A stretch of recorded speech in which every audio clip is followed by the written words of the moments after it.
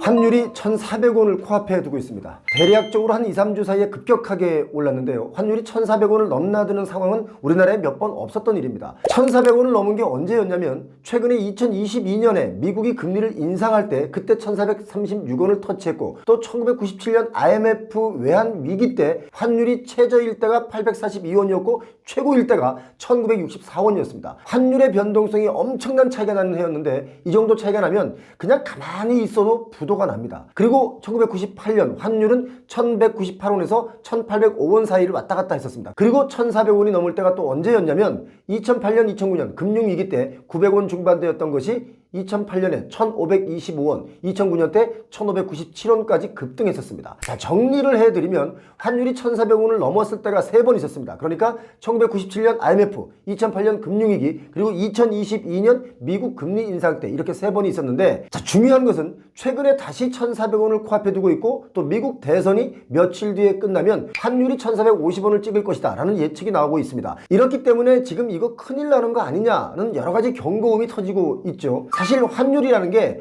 얼마가 적당하다라고 말할 수는 없습니다. 왜냐하면 여러 분야가 얽혀있기 때문에 그냥 문제없이 경제가 흘러가야 한다는 기조만 갖고 있는데, 환율이 급격하게 오르거나 또는 빠지는 것도 이게 좋은 일은 아니죠. 문제는 이렇게 달러가 강세일 때는 세계의 돈들이 미국으로 몰리게 된다 이겁니다. 한마디로 미국만 호황이고 다른 여러 나라들은 혹독한 시련을 겪을 수 있다. 이게 바로 문제라는 겁니다. 거기에 대한민국이 딱 중심에 서 있습니다. 여기서 또 한 가지 우리가 걱정해야 되는 부분이 뭐냐면, 미국의 금리 인상 기조 때문에 우리나라도 금리를 올렸었죠. 금리를 올리니까 달러도 강달러가 지속이 됐는데, 올해 들어서 미국의 물가가 안정을 갖는 듯 보이니까 미국 금리 내리는 거 아니냐 이렇게 기대를 했었고, 결국 미국은 지난번에 금리를 0.25%포인트 인하했었습니다. 그런데 중요한 건 계속 강달러의 현상이 지속되는 것이 지금 위험한 상황이다 이겁니다. 왜? 최근에 나타나는 미국의 실물 지표, 그러니까 뭐 물가지수라든지 고용률, GDP 이런 걸 종합해 보면 미국은 지금도 성장을 하고 있는데요.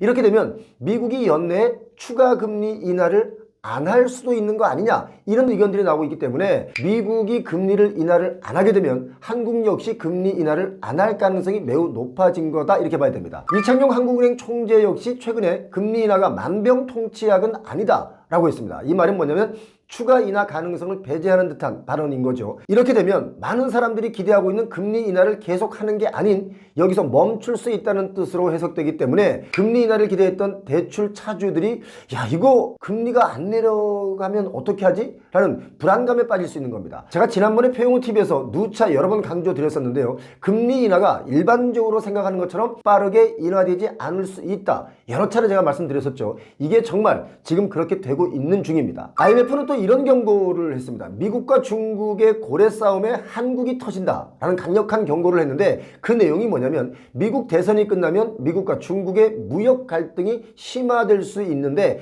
이렇게 되면 결국 손해보는 건 한국이다 이겁니다. 한국은 수출에 의존하는 특징이 강한 나라이기 때문에 미중 무역 갈등은 상대적으로 한국 시장에는 부정적일 수밖에 없고 경제 하방 리스크를 더 가중시킨다 라는 얘기를 IMF에서 한 겁니다. 지금 대내외적으로 여러 가지 쉬운 게 하나도 없습니다. IMF는 또 이런 경고도 했습니다. 아주 치명적인 경고라고 저는 보는데, 지금 경제적인 측면에서 여러 가지 지표를 통해 경고를 주고 있는데, IMF 경고를 우리가 쉽게 생각하면 안 되는 이유가 뭐냐면, IMF가 경고하고 나면 이게 꼭 무슨 일이 터졌다는 겁니다. IMF는 한국의 매개 변수적 연금 개혁 옵션, 이게 말이 좀 어렵죠. 영어로 그대로 읽어드리면 Parametric Pension Reform Options in Korea, 이런 워킹 페이퍼를 공개했는데 이게 아주 충격적입니다. 한국이 국민연금을 개혁하지 않는다면 2020년엔 0%였던 국내 총생산 GDP 대비 국가 순부채가 그 비율이 2070년에는 180%까지 치솟을 수 있다. 이렇게 IMF가 경고했습니다. 이거 무서운 얘기입니다. IMF가 올해 대한민국의 정부 부채가 GDP 대비 56.6%에 이를 것으로 추정하고 경고를 했었는데,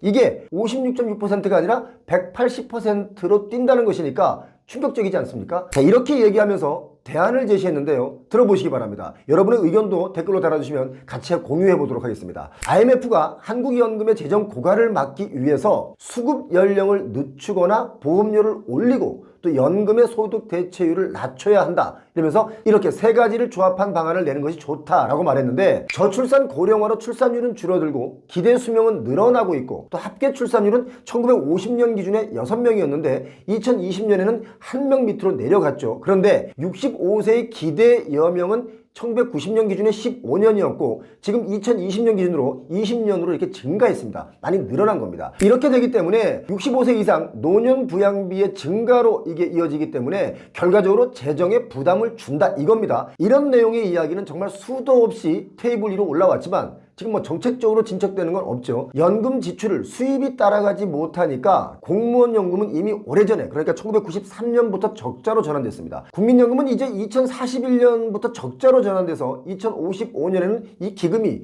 소진될 것으로 예상되고 있는데, IMF 연구진은 한국이 재정 건전성을 유지하기 위해서는 제가 앞서 말씀드린 세 가지 측면의 개혁을 해야 된다라고 조언을 했습니다. 뭡니까? 보험료율 인상, 수급 연령 연장, 그리고 소득 대체율을 축소하는 것, 이거 세 가지입니다. 그런데 과연 정치권에서 이거 할 수 있을까요? 계속 뭘 더 준다 이런 식으로 정책을 펼치고 있는데 뭘 덜 준다라고 하는 정책을 만들어낼 수 있을까요? 자, 여길 보시면 아시겠지만 이 세 가지 중에 각 정책을 단독으로 실시할 경우와 또 한 개 이상을 동시에 단행할 경우 국가 순부채가 어떻게 달라지는지 차트로 분석을 했는데요. 정책의 변화가 없으면 파란색 보이시죠? 이렇게 순부채가 급격하게 늘어나고 정책을 바꾸면 순부채가 완만하게 늘어나는 차트입니다. 이거 정말 여러분 심각한 수준 아닙니까? 어떤 식으로든 경제 전문가분들과 정치하시는 분들이 머리를 맞대고 여야의 유불리를 떠나서 이 변화를 만들어내야 된다라고 저는 봅니다. 지금 미국 대선이 11월 15일입니다. 우리 시간으로 11월 6일 점심시간 정도면 이 결과를 알 수가 있을 텐데,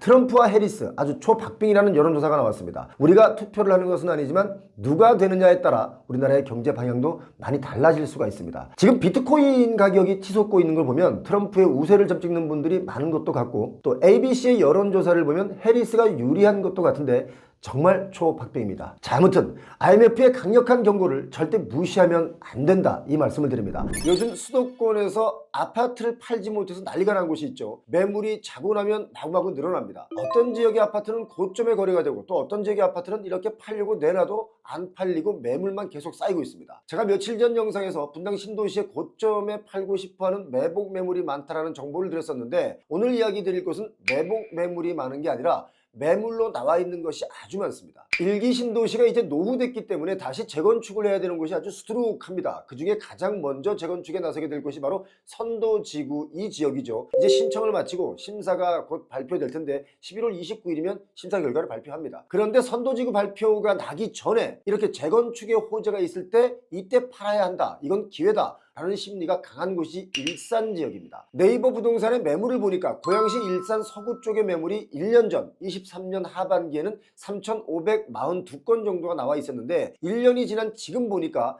8,717건이 나와 있습니다. 1년 전에 비해서 한 120% 정도 늘어났습니다. 고양시 덕양구에도 매물이 9,900개가 넘습니다. 그리고 일산 동구 쪽에도 역시 9,000개가 넘고요. 이걸 다 합치면 27,000개 이상이 지금 매물로 나와 있습니다. 생각보다 매물의 숫자가 참 많죠. 일산 내에서 가장 매물 증가 폭이 큰 곳이 단독주택들이 모여있는 그 정발산동이었는데 이제 주엽동이나 백석동 같은 아파트가 노후된 곳의 매물들이 점점 늘어나고 있다는 겁니다. 매물이 이렇게 많이 늘어나는 이유가 뭘까요? 일산에는 이 지역에서 오랫동안 거주하신 분들이 참 많이 사십니다. 그러다 보니까 은퇴하신 분들도 많이 거주하시는 거죠. 그렇기 때문에 선도지구로 선정된다 한들 이게 좋은 게 아니라 오히려 분담금을 걱정하는 분들이 많이 늘어났습니다. 일산에 사시는 분들은 일산이라는 도시의 그 매력에 흠뻑 빠질 수밖에 없습니다. 왜냐하면 거주하기엔 너무너무 좋은 도시이기 때문이죠. 특히 그 호수공원에 운동이나 산책을 해보신 분들은 야, 일산을 빠져나와서 다른 곳에 이사 가는 거 이거 상상도 못하는 분들이 많이 계십니다. 그럼에도 불구하고 지금 매도 물량이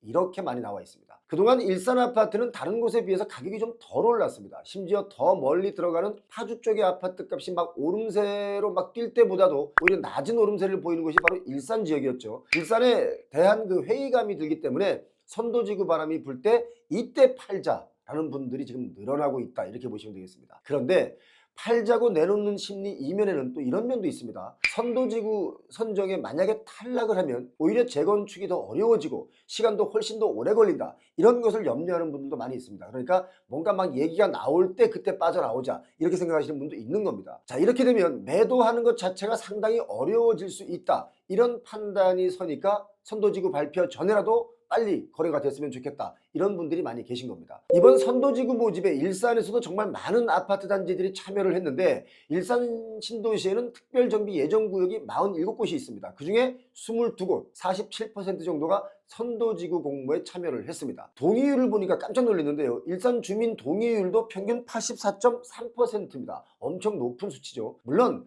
분당은 90.7%, 평촌은 86.4%지만 일산도 이 정도면 엄청나게 동의율이 높은 겁니다. 그런데 정말 신기한 것은 재건축이 되면 새 아파트가 되고 또 가격도 뛴다. 이렇게 기분 좋은 생각이 들고 또 이렇게 동의율도 높은데 왜 서둘러서 이렇게 팔려고 애를 쓰고 있을까? 사실 일기 신도시 중에 아파트 값이 하락하는 지역은 현재 일산 지역밖에 없습니다. 일산 지역은 아파트 값이 지금도 하락하고 있습니다. 일산은 투기 수요보다는 실수요자분들이 많이 계시죠. 일산에 아파트를 샀다 이런 분들은 들어봤어도 아파트에 투자했다 이런 얘기 듣는 분들은 아마 거의 못 들어봤을 겁니다. 투자라기보다는 실수요의 목적이 강한 쪽이 바로 일산 지역이기 때문에 집값의 변동도 다른 지역에 비해서 좀 덜 부침이 있는 편입니다. 게다가 일산의 재건축은 사업성이 좀 불투명하기 때문에 살려고 하는 사람들보다는 팔려고 하는 사람들이 훨씬 많아진 겁니다. 자, 비교해보면 금방 알 수 있는 것이 산본 신도시 쪽은 선도지구 얘기가 나오면서 매물이 한 14% 정도밖에 안 늘었어요. 그런데 일산은 앞서 말씀드린 것처럼 120%나 늘었습니다. 3번은 훨씬 적게 늘어난 겁니다. 3번 신도시 금정동 쪽을 가보니까 사람들이 무슨 말을 하냐면 선도지구로 뽑힌다 한들 재건축이 끝까지 순조롭게 갈 수 있겠냐, 그리고 분담금 낼 돈도 없다, 이렇게 말하는 분들이 대부분이었습니다. 자, 또 이렇게 분담금 낼 돈이 없다라고 하면 많은 분들이 그 얘기를 하죠. 대출받아 분담금 내라 이런 얘기합니다.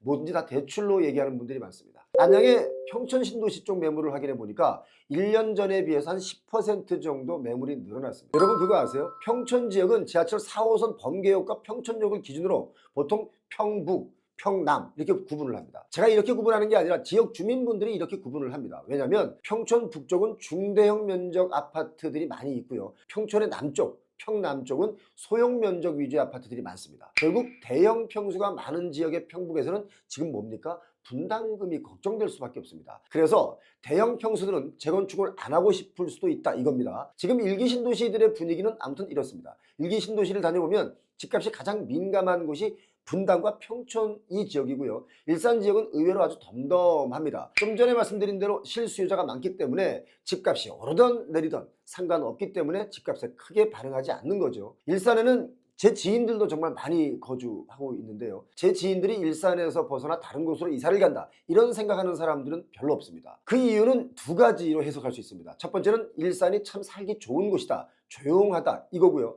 두 번째는 가격이 상대적으로 다른 지역에 비해 저렴합니다. 가격이 다른 곳에 비해 저렴하니까 오히려 적은 돈으로 넓은 평수에 살 수 있으니까 쾌적할 수밖에 없죠. 그리고 공원 잘 돼 있죠. 대형 병원 있죠. 백화점도 있습니다. 그러니까 일산 안에서만 산다면 불편함이 없는 도시가 바로 일산이기 때문에 다른 곳으로 이사 간다 이런 생각을 못합니다. 그렇지만 딱 한 가지, 자산 증식 개념으로 보자면 정말 한숨이 나온다 이런 분들이 많이 계십니다. 오를 때는 찔끔 오르고 내릴 때는 더 많이 내려가고 화가 나기도 한다 이런 분들이 참 많이 있습니다. 자, 지금 일산 집값이 선도지구 발표를 앞두고 오히려 오르는 게 아니고 지금 하락하고 있는데, 자 이럴 때 매수 대기자분들 입장에서는 과연 지금이 기회일지 아닐지 재고 있는 분들이 많이 있습니다. 뭐 일산 지역 인근에는 새로 생기는 주거단지 창릉 지역도 있고 대곡 지역이 있는데 지금 어느 지역으로 갈까 이렇게 관망하는 분들도 참 많다 이거죠. 한때 일산도 GTX A 노선으로 인해서 가격이 정말 많이 들썩였죠. 올랐다가 내렸다가 올랐다가 내렸다가 했습니다. 경기 파주 운정부터 서울역을 잇는 그 GTX A 노선이 이제 개통이 2달 정도 남았습니다. 12월에 개통이 될 예정인데, 자 개통을 앞두면 오히려 가격이 올라가야 되는 거 아닙니까? 그런데도 불구하고 지금 시세 대비 낮은 가격에 거래되는 거래들이 많이 등장하고 있습니다. 이게 꼭 일산만 이런 게 아니라 GTX A 노선 역세권으로 인해서 올랐던 그 지역의 아파트 값도 지금 조정을 받고 있습니다. 은평구나 파주도 마찬가지죠. 자, 왜냐면 동탄과 수서역 구간이 개통했음에도 불구하고 이용률이 저조해서 부동산 시장에 미치는 영향이 그닥 커 보이지 않았기 때문에 파주 일산 쪽도 이게 기대가 꺾였다. 개통되고 나면 어떻게 될지 지켜봐야 되겠지만 지금 기대가 꺾였다. 이렇게 봐야 됩니다. 오히려 이제 호재를 다 이미 머금은 겁니다. 일산 지역이 이렇게 아파트 값이 생각보다 이렇게 오르지 않고 자꾸 내려가고 보합세인 이유는 뭐냐면 인구가 100만인데도 불구하고 일자리가 늘어나는 게 없습니다. 일자리가 안 늘어나는 게 이상한 거 아닙니까? 일산이 서울의 베드타운이 아닌 자족도시로 거듭나야 일자리가 늘어나야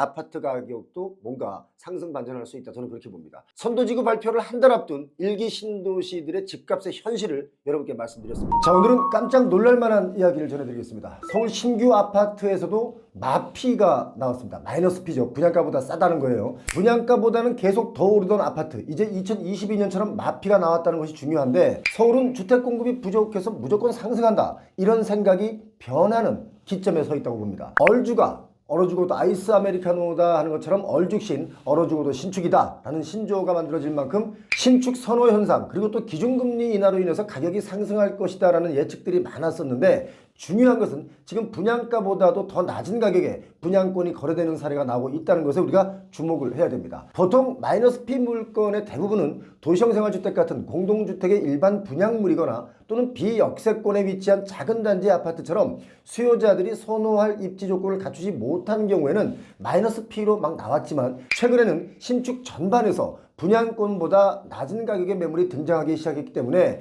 시장 분위기가 이제 반전되고 있는 것 아니냐, 이런 생각들이 들 수밖에 없습니다. 서울시 도봉구 방학동에 위치한 도봉 롯데캐슬 골든파크, 이 아파트는 총 282세대로 작은 단지인데요. 2021년 12월에 청약을 받았고 내년 7월이면 입주 예정인데, 위치가 1호선 방학역 바로 옆에 붙어있는 초역세권이기 때문에 참 좋습니다. 그런데 전용 84제곱미터가 분양가 8억 9,500만원 정도 했는데, 이보다 3,500만원 낮은 8억 6천만원 또는 8억 7,500만원에 분양가보다 싸게 매물이 나와 있습니다. 입주도 하기 전에 매물이 분양가보다 싸게 나온 겁니다. 마피 매물이 뭐 한두 개가 아니라 11개가 나와 있는데요. 그리고 서울 강북구 미아동에 있는 하나 포레나미아, 이 아파트 역시 우이신설 노선의 삼양 사거리역과 딱 붙어 있기 때문에 위치가 참 좋죠. 세대수도 497세대로 중형단지에 들어갑니다. 그리고 서울역이나 광화문 일자리 지역으로 옮겨가는데 30분이면 갈 수 있는 좋은 위치라고 봐야 되는데, 그런데 전용 84제곱미터의 경우 분양가가 11억 2,299만원 정도 했는데, 이것보다 2천만원 낮게 매물들이 나온 것이 아주 수두룩합니다. 이 아파트 전체 매물이 43개가 나와 있는데 대다수가 마이너스 P로 나와 있습니다. 마이너스 P로 나온 물량이 많은 거죠. 사실 이 아파트는 분양 당시 주변 아파트 시세에 비해서 좀 비싸다, 고분양가다, 이런 논란이 있던 아파트긴 합니다. 아파트도 이런 분위기인데 도시형 생활주택 시장은 더 안 좋습니다. 서울 동대문구 쪽 가면 신설동에 신설동역 자이르네라는 곳이 있습니다. 여기는 2호선 신설동역의 9번 출구가 아파트 입구다 할 정도로 딱 붙어있는 아주 좋은 위치임에도 불구하고 오랫동안 미분양을 유지했었죠. 여기 전용 45제곱미터의 분양가가 8억 5,400만원이었었는데요. 지금 나와 있는 매물을 보면 1억 1,000만원이나 낮은 7억 4,400만원의 가격이 형성되어 있습니다. 너무 큰 금액의 마이너스 P가 되어 있는 거죠. 이 지역에는 청계천 건너 왕십리 뉴타운 2구역 텐질 아파트를 빼면 새 아파트가 거의 없는데도 불구하고 이렇게 매물이 마이너스 1억이 넘는 상황을 보여주고 있습니다. 정말 신기한 것은 신설동역 자이르네가 총 143세대인데요. 네이버의 매물 숫자가 162개니까 뭐 중복 매물도 있겠지만 거의 다 매물로 나와 있다, 이렇게 보시면 될 정도로 매물이 많은 겁니다. 지금 이 지역에는 이런 매물들이 참 많습니다. 힐스테이트 청량리 메트로볼 역시 도시형 생활주택인데 전용 71제곱미터의 경우 분양가가 8억 9,900만원이었습니다. 근데 이것보다 8천만원 낮은 매물들이 등장하기 시작했습니다. 이 정도 분양가에 이 정도 마피로 나왔다는 얘기는요, 계약금을 포기하고 던지는 물건들이라고 봐야 되는데, 이 정도로 신규 주택의 가격도 지금 마이너스로 전환되고 있다, 이렇게 보셔야 됩니다. 입지가 좋은 아파트, 또 도시형 생활주택, 이런 주택들의 분위기도 이런데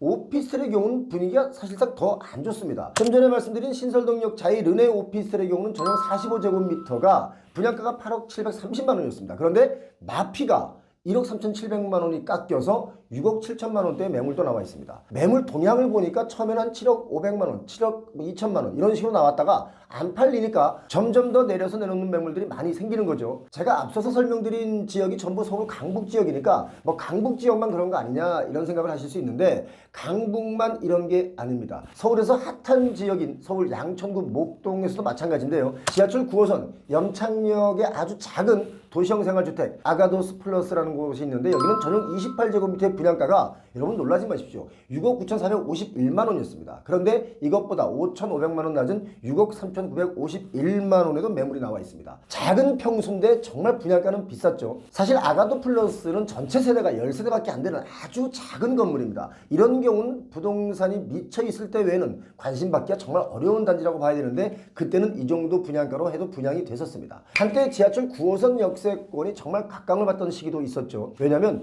9호선 라인이 강남과 직결되기 때문에 교통이 좋다, 강남에는 몇 분이면 도착한다 이런 것 때문에 역세권의 모든 부동산 가격이 올랐었던 적도 있습니다. 좀 전에 설명드린 곳에 공통점이 있습니다. 뭡니까? 바로 지하철역과 붙어있는 단지들이라는 거죠. 중요한 것은 그럼에도 불구하고 분양가 대비 하락한 마피 매물들이 쏟아지는 이유, 저는 딱 한 가지라고 봅니다. 가치에 비해서 가격이 너무 비싸다라는 거죠. 물론 오랜 세월이 지나서 다시 부동산 폭등기가 온다면 지금 가격보다는 더 오를 수도 있겠지만 지금 당장 미래 가치를 따져본다고 하더라도 비싸다. 이게 저는 이유라고 봅니다.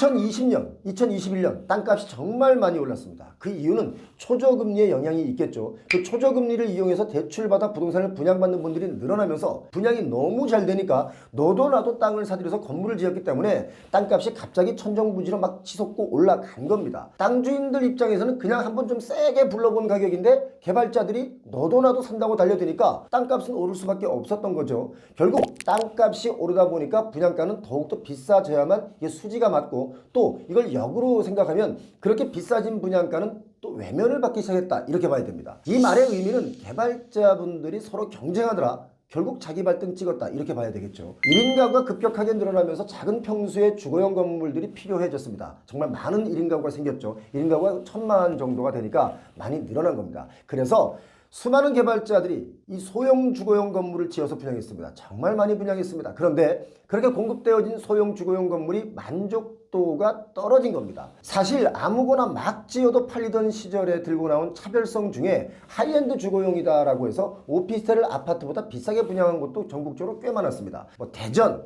부산 여러 군데 아주 많았는데 사람들이 갖는 의문점이 뭐였냐면 이게 이렇게나 비싸야 할 이유가 있을까 였습니다. 어떤 오피스텔을 보면 수영장을 만들어서 입주민들을 쓰게 하겠다, 그리고 호텔처럼 컨시어지 서비스를 좀 완벽하게 하겠다, 조식 서비스를 하겠다 등등의 차별화를 내세웠지만 수영장 같은 것은 이용하다가 결국 나중에 문을 닫는 경우가 많습니다. 왜냐? 운영비가 많이 들기 때문에 입주민들이 결국 관리비 문제로 문을 닫는 경우가 많습니다. 조식 서비스 역시 제가 누차 말씀드립니다만 세대수가 2,000세대가 넘지 않으면 이용률이 떨어져서 결국 또 문을 닫는 경우들이 아주 허다하기 때문에 처음에 차별화로 내세웠던 그 좋은 점이 나중에 관리비 폭탄으로 지속성이 떨어진다 이렇게 봐야 됩니다. 그러니까 500세대 800세대 또는 뭐 900세대 같은 곳에서 서비스를 계속할 수가 없다. 이거 여러분 꼭 기억하시기 바랍니다. 그러다 보니까 소비자분들은 어떤 생각을 하냐면 주거용 하이엔드 오피스텔의 경우 가격 대비 결국 그 값어치를 못하는 경우가 많다라고 느끼고 있는 겁니다. 신축도 신축 나름이겠지만 지금 신축 주거용도 분양가보다 싼 마피가 나오기 시작했고 그 숫자도 점점 더 늘어난다는 것이 오늘 중요한 포인트인데요.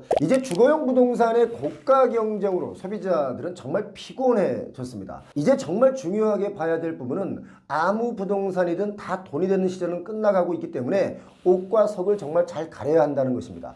옥석을 못 가리면 잘못된 선택을 하게 되고 돈도 잃지만 건강마저 잃게 됩니다. 정신을 바로 차려야 옥석을 가릴 수가 있다는 점을 강조해 드립니다. 제가 볼 때는 부동산 시장, 요즘 오피스 빌딩들이 이제 고급화로 바뀌는 시기가 온 것 같은데 어차피 부동산 경기는 계속 뭔가가 꿈틀대야 경제가 그나마 돌아가기 때문에 멈출 수는 없겠죠. 그렇기 때문에 여러분 옥과 석, 옥석을 잘 가리셔야 되겠습니다. 우리 아파트 이거 영영 재건축 못하는 거 아닐까 불안한 분들이 많습니다.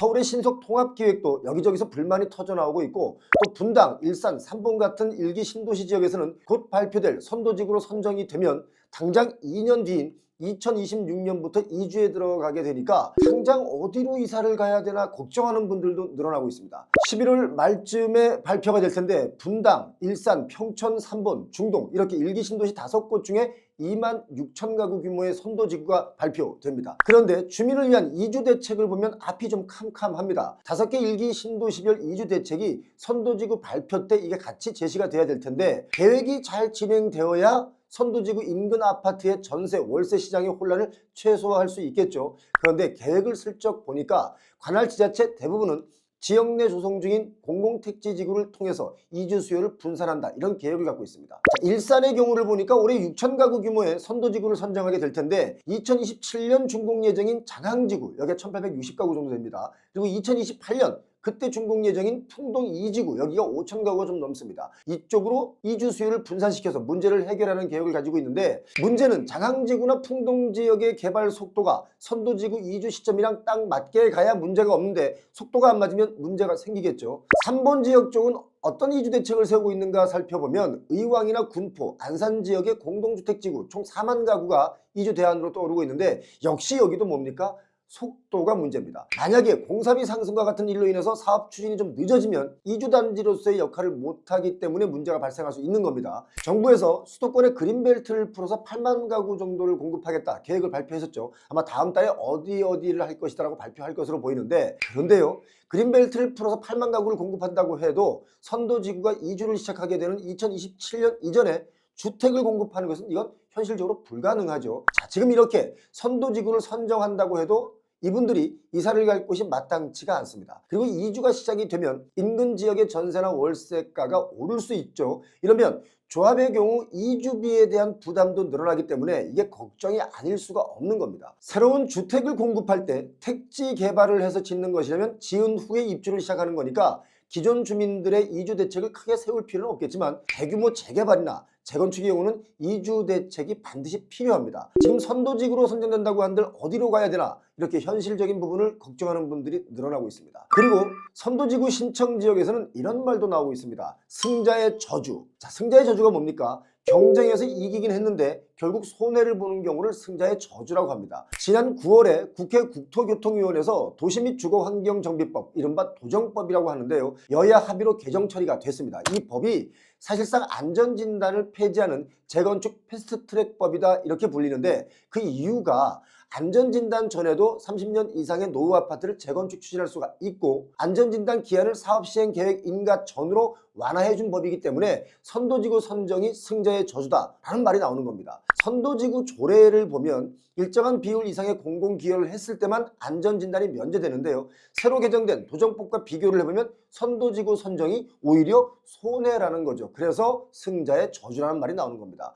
야, 이거 제가 지금 설명을 해놓고도 갑자기 드는 생각이 참 쉽게 설명했다는 생각이 듭니다. 아무튼 이런 이유로 선도지구 선정을 앞두고도 마음이 복잡해진 겁니다. 그리고 일기 신도시만 이런 분위기가 있는 게 아닙니다. 서울시 신통기획이라는 거 신속하게 공공이 민간의 정비 사업을 지원해서 사업의 속도를 앞당기는 개발 방식이 바로 신통기업인데 이것도 이의를 제기하는 주민들이 늘어나면서 문제가 생기고 있습니다. 자, 이러다가 영영 재건축 이거 못하는 거 아니냐 이런 말이 나오고 있죠. 서울시가 2021년 도입한 신속통합기획, 이른바 그냥 신통기획이라고 합니다. 여기 후보지마다 주민들의 불만이 커지고 있습니다. 신통기획 후보지 신청할 때 그 초기에는 이탈을 막더니 이제는 사업지연 또는 무산을 무기로 공공기여를 강요한다라는 게 후보지 주민들의 주장인데 내용의 요지가 뭐냐면 일반적인 재건축보다 인허가 절차를 간소화해서 도시개혁 관련 규제를 완화해주면 통상 5년 이상 소요되는 정비구역 지정이 2년 정도의 시간을 단축하는 게 바로 신속통합입니다. 중요한 것은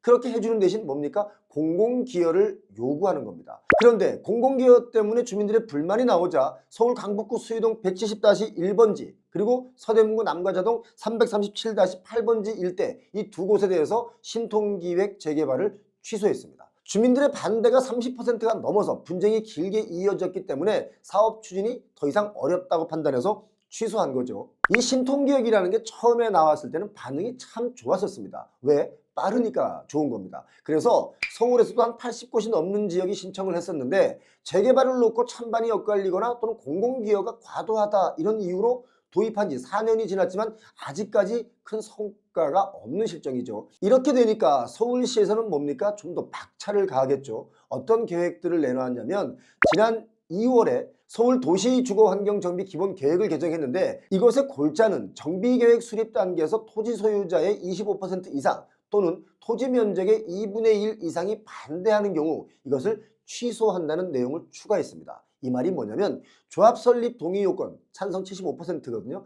이것을 충족하지 못하는 곳은 배제하겠다 이런 말입니다. 이렇게 되면 취소되는 곳이 늘어날 수가 있겠죠. 그리고 여기서 한 발 더 나가서 지난 10월에는 단계별 처리 기한제라는 것을 도입을 했는데 단계별 처리 기한제 이 말이 뭐냐면 기한에 맞춰 사업 절차를 밟지 못하면 신통기획 절차를 마찬가지로 취소하고 해당 정비 사업을 없던 것으로 돌리겠다 이겁니다. 자, 이렇게 되면 빨리 서둘러라 이런 뜻인데 이게 서두르기가 쉽지 않은 겁니다. 그런데 신통계획이 취소되면요 일반적인 재건축 재개발을 하면 되는 거 아니냐 이렇게 질문하신 분들이 있을 텐데 그건 그렇게 또 간단하지가 않습니다. 만약에 신통계획이 취소되면 어떤 일이 벌어지냐, 일단 특별하게 받을 수 있었던 그 인센티브가 없어집니다. 그리고 정비구역 지정 절차도 처음부터 다시 시작해야 되기 때문에 사업 지연은 뭐 불가피한 것이고 사업이 무산될 가능성이 매우 높아질 수 있죠. 그 지겹고 어려운 재개발 재건축을 처음부터 다시 한다? 이건 정말 힘든 일이 되는 겁니다. 이렇게 갈등이 생기자 서울시는 좀 더 강하게 밀어붙였습니다. 서울시 송파구 송파동의 한양 2차 재건축 사업을 보니까 21년 조합에서 주민 의사를 묻지도 않은 채 신통기획을 신청했습니다. 그런데 토지 소유주의 85%가 신통기획 철회를 요구했지만 서울시는 신통기획을 그냥 확정했습니다. 주민들 입장에서는 공사비가 점점 오르고 있으니까 하루라도 늦어지면 재건축 자체가 불가능해질 것 같고 또 서울시의 말을 듣지 않으면 신통기획이 취소되고 사업은 지연되는 것이 뻔해 보이니까 재건축을 포기하느냐 아니면 서울시에 그냥 항복해서 그렇게 하겠습니다 하느냐 이 두 가지 중에 하나를 선택해야 하는 상황이 생긴 겁니다. 재건축 이야기가 나온 지 벌써 오래전인 여의도의 가장 큰 아파트 단지인 여의도 시범아파트 여기도 공공기여를 놓고 1년 넘게 주민들이 반발을 했는데 결국 서울시가 요구한 기부 체납 시설인 노인요양시설 데이케어 센터를 받아들여서 재건축을 추진하기로 했습니다. 여의도 시범아파트는 재건축을 진행하다가 작년에 갑자기 아파트 외벽 페인트를 다시 칠하고 막 보수를 했죠. 그때 그 장면을 본 사람들이 그런 말 했습니다. 저거 왜 저러지? 재건축 안 하려고 그러나? 이런 말들을 참 많이 했었는데 바로 이렇게 공공기여 데이케어 센터 문제로 갈등이 생기니까 재건축을 안 할 듯 시위한 것으로 제가 볼 땐 판단됩니다. 자, 그런데요 우리가 같이 사는 공동체로서 공공기여는 반드시 필요하다라고 저는 봅니다. 공공기여는 조금하고 인센티브는 많이 받아서 재건축을 하려고 하면 공공의 이익과 또 어느 집단의 이익이 상충되게 되는데 이걸 조율하기가 참 어려워서 원활한 재건축, 재개발이 어려워지는 것이고요. 그래서 또 기간이 길어지면 결국 공사비, 금융비용 이런 것이 늘어나면서 분담금에도 영향을 주게 되죠. 또 역시 일반 분양가도 비싸지게 되기 때문에 조율의 속도가 결국 사업의 성공 여부가 달렸다 이렇게 저는 봅니다. 일득일실이라는 말이 있습니다. 하나를 얻으면 하나를 내어준다는 뜻이기도 하는데 뭐 일거양득, 일석이조 일타쌍피 뭐 이런 말보다는 재건축 재개발은 일득일실을 생각해야 되지 않을까 그런 생각이 듭니다. 여러분 의견은 어떻습니까? 자, 분당이든 서울이든 어느새 세월이 흘러서 재건축의 시대가 왔는데 이게 참 쉽지 않기 때문에 갈등의 조율이 중요한 시기다라고 봅니다. 갈등을 줄일 수 있는 여러분의 좋은 댓글 부탁드리겠습니다.